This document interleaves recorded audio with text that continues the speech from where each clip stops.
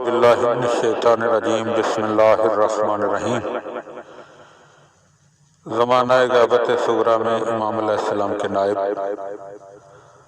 اور تیسرے نائب آپ کا نام حسین بن روح، کنیت ابو القاسم اور نوبختی لقب تھا۔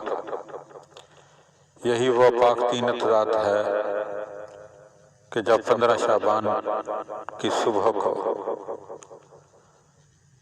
امام علیہ السلام کے نام مومنین عریضہ ارسال کرنے سے پہلے ایک دعا پڑھتے ہیں، اور اس دعا میں اس پاک تینت ذات کا نام آتا ہے۔ حسین بن روح شیعوں کے نزدیک مشہور و معروف شخصیت تھے۔ امام زمانہ علیہ السلام کی نیابت خاصہ سے پہلے حضرت محمد بن عثمان کے نائب رہے۔ آپ ان کے اور دیگر شیعوں کے درمیان واسطے کا کام کرتے تھے، پوشیدہ احکام اور تعلیمات ان تک پہنچاتے تھے۔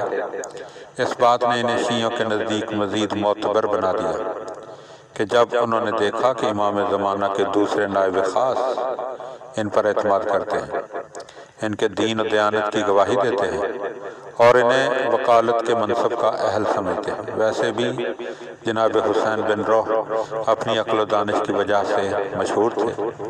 موافق و مخالف سبھی ان کی دانش مندی کے معترف تھے، یہاں تک کہ اہل سنت حضرات بھی ان کی عزت اور احترام کرتے تھے۔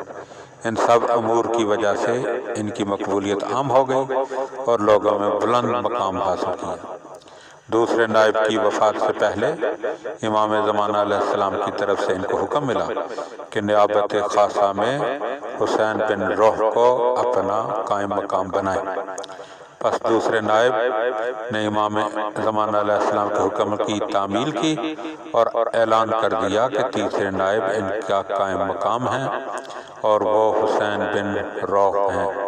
انہوں نے شیعہ بزرگ شخصیت کو اکٹھا کیا اور ان سے فرمایا، اگر مجھے موت آ جائے تو امر کی بجا آوری کی ذمہ داری ابو القاسم حسین بن روح النوبختی پر ہے۔ مجھے حکم ملا ہے کہ میں اپنے بعد انہیں اپنی جگہ قرار دوں، بس تم ان کی طرف رجوع کرو اور اپنے امور میں ان پر اعتماد کرو۔ دوسرے نائب کی وفات سے کچھ دیر پہلے ان کے پاس بہت سے شیعہ ذمہ دار افراد موجود تھے۔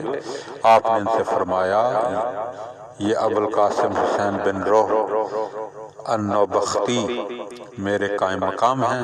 تمہارے اور امام زمانہ علیہ السلام کے مابین سفیر اور ان کے وکیل نیز معتبر اور امین ہیں۔ اپنے امور میں ان کی طرف رجوع کرو، اپنی مشکلوں میں ان کا سہارا لو۔ اس بات کو پہنچانے کا مجھے حکم دیا گیا تھا اور میں نے پہنچا دیا۔ دوسرے نائب خاص محمد بن عثمان کا ایک بہت ہی گہرا دوست تھا جس کا نام جعفر بن احمد بن عقیل تھا۔ ان کا اس کے ساتھ کافی اٹھنا بیٹھنا تھا، حتیٰ کہ دوسرے نائب خاص اپنی زندگی کے آخری ایام میں صرف وہی کھانا کھاتے تھے جو ان کے دوست جعفر کے گھر سے تیار ہوتا تھا۔